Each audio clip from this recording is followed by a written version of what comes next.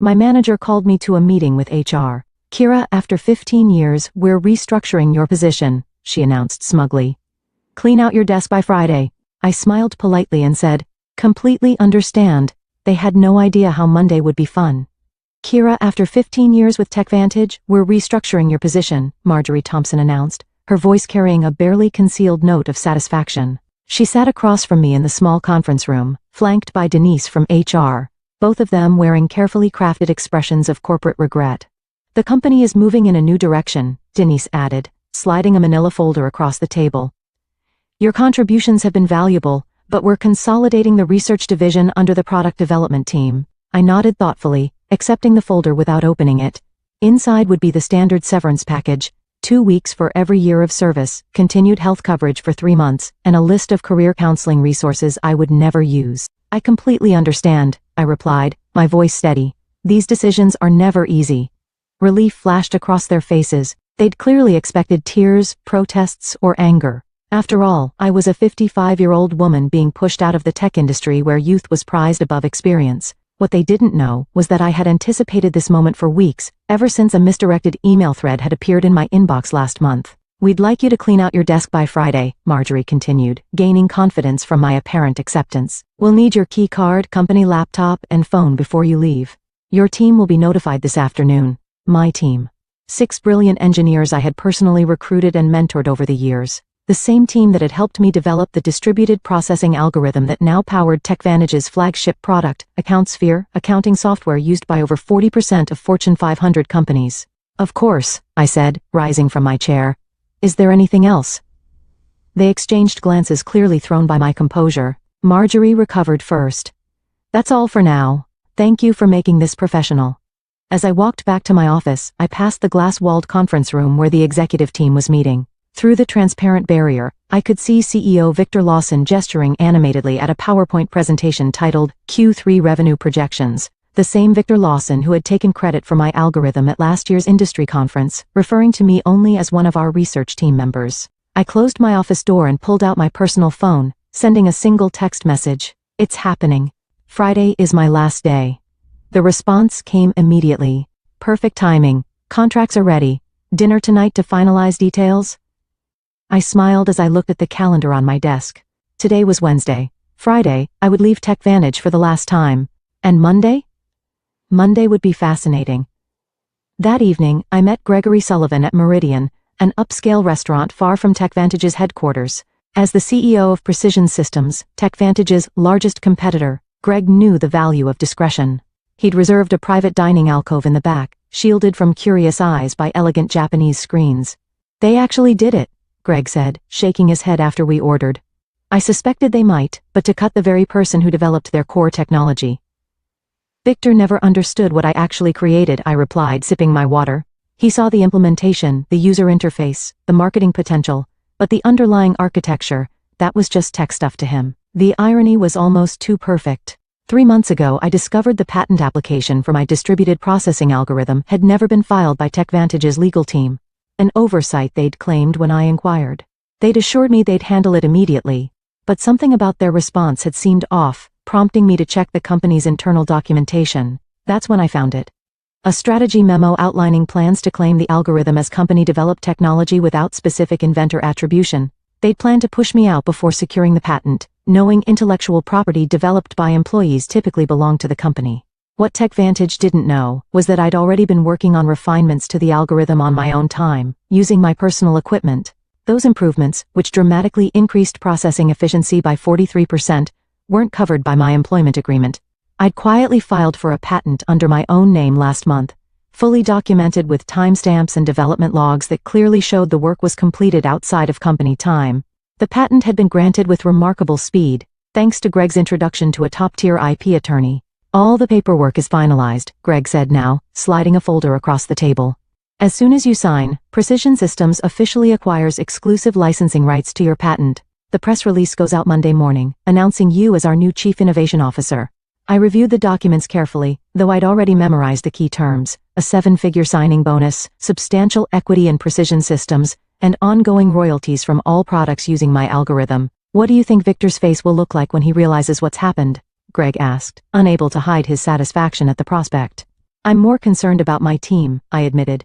They don't deserve to be caught in the fallout. Greg nodded. Already addressed. We have positions for all 6 of them if they're interested. Senior roles with significant raises. I signed the final page and closed the folder. In one elegant move, I had secured my future, protected my team, and for my work.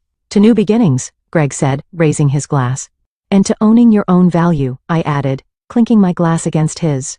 Thursday and Friday passed in a blur of exit interviews, knowledge transfer meetings, and saying goodbye to colleagues. I maintained my professional composure throughout, even as rumors spread across the company. Administrative assistants gave me sympathetic glances in the hallways. Junior developers approached awkwardly, asking if I'd provide LinkedIn recommendations before I left. I documented everything meticulously. Every project, every password, every process, knowing full well that TechVantage would soon discover just how thorough they needed me to be. My decision to leave comprehensive transition notes wasn't kindness, it was evidence. Evidence that I had acted in good faith while the company had not. During my final exit interview on Friday afternoon, Denise from HR went through the standard checklist with mechanical efficiency. You understand that any intellectual property developed during your employment remains the property of TechVantage, she stated, pushing a non-disclosure agreement across the table. Of course, I replied pleasantly. Anything developed within the scope of my employment using company resources during company time. I emphasized those qualifiers slightly, but Denise was too busy checking boxes to notice. And you affirm you have no copies of proprietary company information? I have taken nothing that belongs to TechVantage, I confirmed truthfully. The patent was mine after all. As I packed the personal items from my desk, family photos, a collection of conference badges marking 15 years of industry events, the coffee mug my team had given me last Christmas, Marjorie stopped by, leaning against my doorframe with artificial casualness. I just wanted to check that everything's clear for your departure, she said, watching me place items into a cardboard box. Crystal clear, I replied, wrapping a small award I'd received for the very algorithm now at the center of my plans. The irony wasn't lost on me as I carefully placed it between layers of tissue paper. You know, Kira, these restructuring decisions are never personal, Marjorie continued. Victor feels the company needs to move in a more youthful direction. I looked up, meeting her gaze directly. I understand completely. Business is business. Something in my tone made her pause. For a brief moment, uncertainty flickered across her face, but she quickly dismissed it. What could a soon-to-be unemployed 55-year-old woman possibly do? Will you be taking some time off? She asked, an artificial note of concern in her voice. Actually, I already have something lined up, I replied. I start Monday. Oh. Surprise crossed her features. That's fast? Anything interesting? I smiled. Very. A leadership position. I'm quite excited about it. She nodded absently, already mentally moving on to other matters. Well, good luck with that. As I walked out of TechVantage's glass headquarters for the final time, keycard surrendered and personal belongings in tow, I took a moment to look back at the building where I'd spent 15 years of my career. On the top floor, I could see the executive conference room lit up for an evening meeting, likely discussing how to redistribute my responsibilities among younger, less experienced, and significantly less expensive staff. Little did they know that in less than 72 hours, that same room would be hosting an emergency crisis meeting instead. Monday morning dawned bright and clear. I dressed carefully in my new charcoal suit, a power outfit I'd purchased specifically for this day. The Precision Systems town car arrived precisely at 7:30 a.m. to take me to their headquarters, where I'd start my first day as Chief Innovation Officer. The press release went live at 7 a.m., Greg informed me, as I settled into my new corner office with floor-to-ceiling windows. Industry newsletters are already picking it up. I've got the communications team monitoring reactions. The announcement had been crafted with strategic precision. Precision Systems acquires exclusive rights to revolutionary processing algorithm, welcomes creator Dr. Kira Jennings as Chief Innovation Officer. It detailed my background, emphasized my role as the sole inventor of the patented technology, and outlined how Precision Systems would be integrating the algorithm into their next generation of products. Most importantly, it clearly stated that any company currently using the technology would need to negotiate licensing agreements with Precision Systems moving forward. At precisely 9:15 a.m., my phone lit up with the first text from my former team at TechVantage. Complete chaos here. What did you do? It was from Miguel, my lead developer. I smiled, typing back, check your personal email, all 6 of you have offers waiting. Meanwhile, 8 miles away at TechVantage headquarters, the scheduled Monday morning executive meeting was undergoing a dramatic transformation.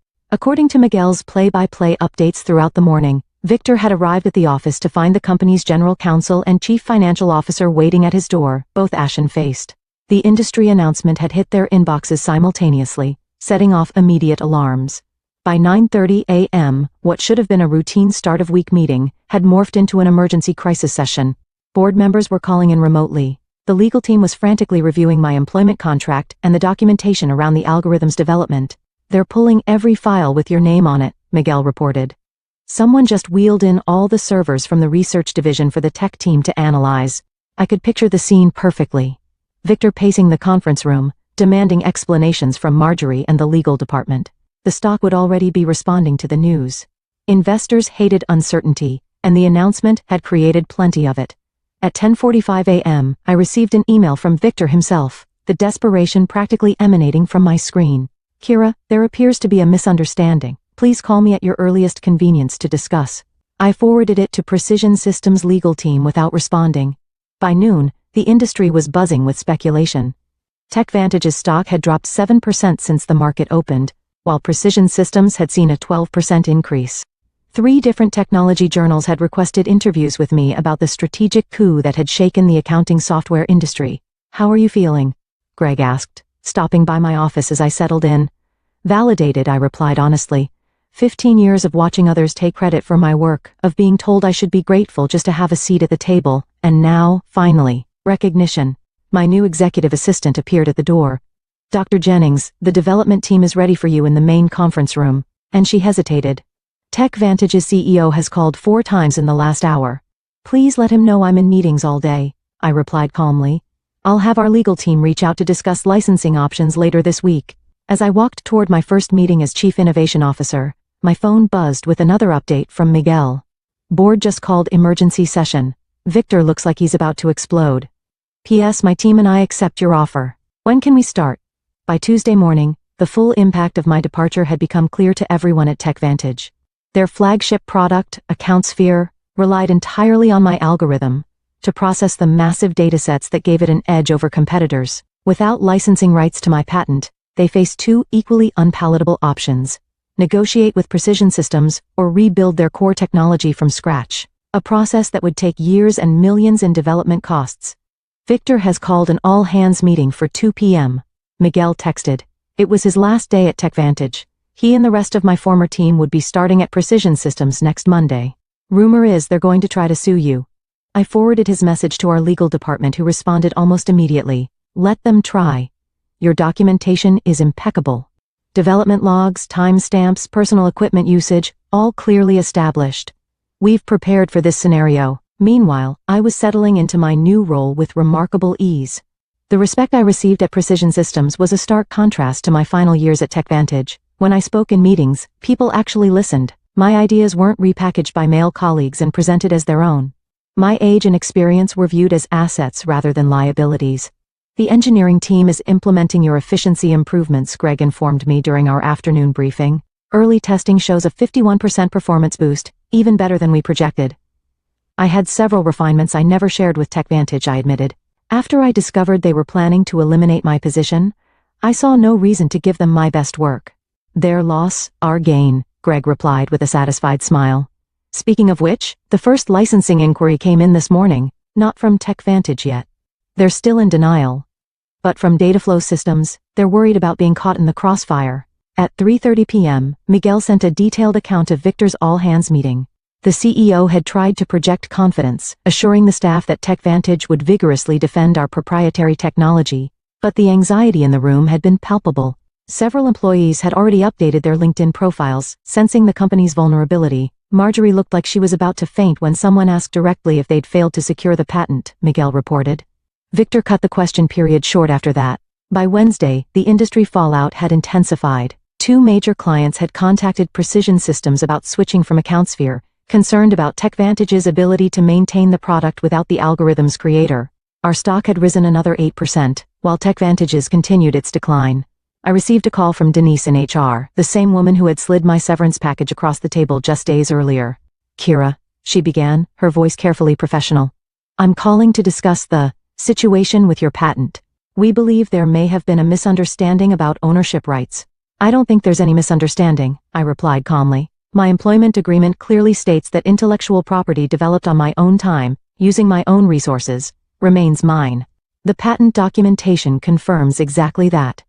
Victor was hoping you might consider coming in to discuss options. Any discussions would need to go through Precision Systems' legal department now, I responded. I'm sure they'd be happy to set up a meeting to discuss licensing terms. The silence on the other end spoke volumes. Finally, Denise sighed. I'll pass that along. That afternoon, I led my first formal presentation to Precision Systems' board of directors, outlining our technology roadmap with my algorithm at its center. As I stood confidently at the head of the table, not hidden in the back as I had been at TechVantage, I caught Greg's approving nod. By Friday, just 1 week after I had walked out of TechVantage for the last time, the company had entered full crisis mode. Their stock had fallen 23% from Monday's opening bell, triggering concerned calls from major investors. Industry analysts were publishing speculative pieces with titles like "Can TechVantage Survive the Algorithm Crisis?" and "How One Strategic Blunder May Cost a Tech Giant Everything." Through my industry contacts, I learned that Victor had finally acknowledged the severity of the situation to the board. TechVantage would need to either license my algorithm from Precision Systems, likely at exorbitant rates that would devastate their profit margins, or undertake a complete rebuild of account sphere without using any technology covered by my patent. They've started interviewing for a new development team. Miguel informed me during our Friday video call, where we discussed his upcoming transition to Precision Systems. Victor's claiming they can recreate the functionality in 6 months. I couldn't help but laugh. The original algorithm took me 3 years to perfect, and that was with intimate knowledge of the problem space. Exactly, Miguel agreed. Nobody's believing the timeline, especially after your team posted their resignation letter simultaneously. The knowledge drain is massive. That afternoon, TechVantage's attorneys finally reached out to Precision Systems to open a dialogue about potential licensing arrangements. Our legal team, following the strategy we had developed, responded with terms that were technically fair but strategically painful, 3 times the standard industry licensing rate. Plus a public acknowledgement of my role as the technology's inventor. They'll balk at the acknowledgement more than the cost, Greg predicted as we reviewed the response in his office. Victor's ego won't allow him to admit he pushed out the person who created their core technology. Then they'll have to rebuild, I replied. And every day they spend trying to replicate my work is another day we extend our lead in the market.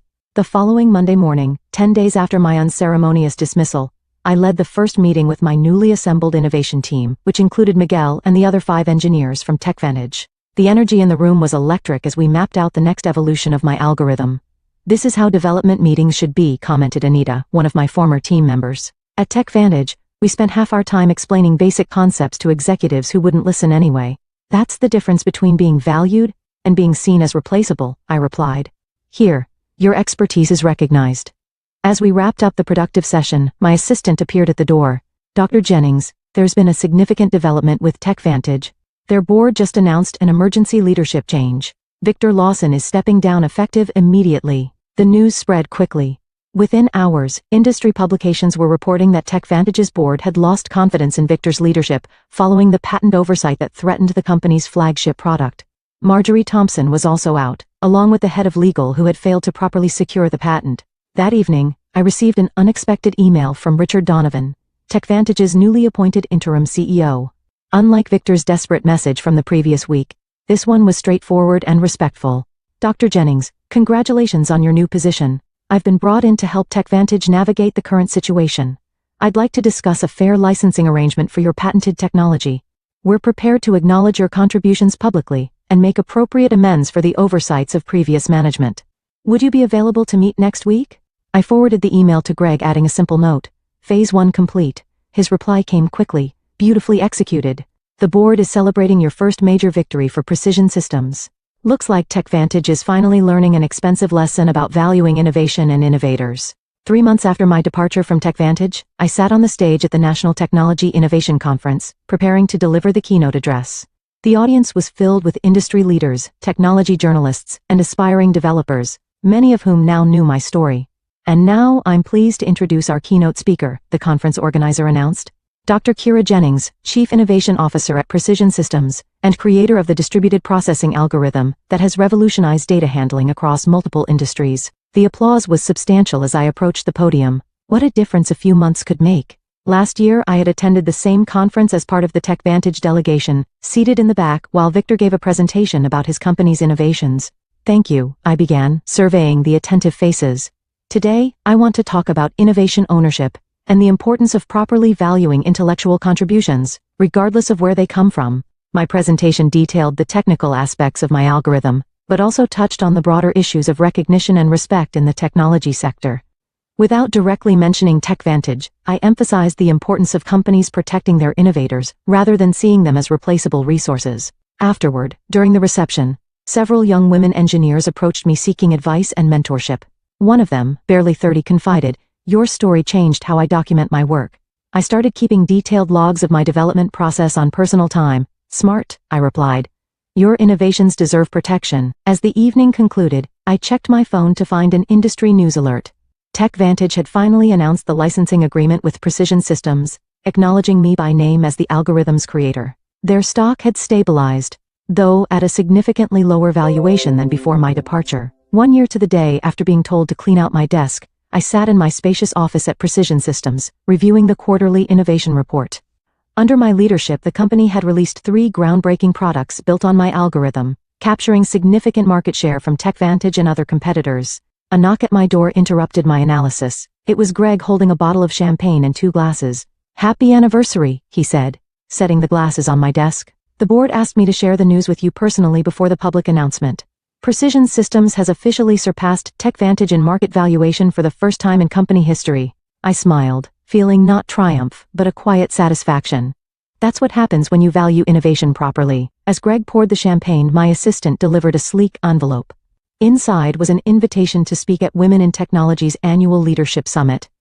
The topic, Owning Your Intellectual Value, How Proper Documentation Changed an Industry. "You've become something of an icon, you know," Greg commented, noticing the invitation. "The story about the executive who didn't recognize what she had until it was gone has become a cautionary tale in corporate boardrooms." Richard Donovan, who had remained as TechVantage's CEO after the crisis, had implemented sweeping changes in how the company recognized and rewarded innovation. Their new policies on intellectual property protection and inventor recognition were reportedly modeled after the program I had established at Precision Systems. "It was never about revenge," I said, raising my glass in a toast. "It was about recognition, about showing the industry that innovation isn't anonymous. It comes from real people who deserve real credit." "To proper recognition," Greg agreed, clinking his glass against mine. As the afternoon sun streamed through my office windows, I reflected on my journey. At 56, I had finally found what had eluded me throughout my career, not just success, but acknowledgement. My name was now permanently attached to the algorithm that had changed an industry, exactly where it belonged.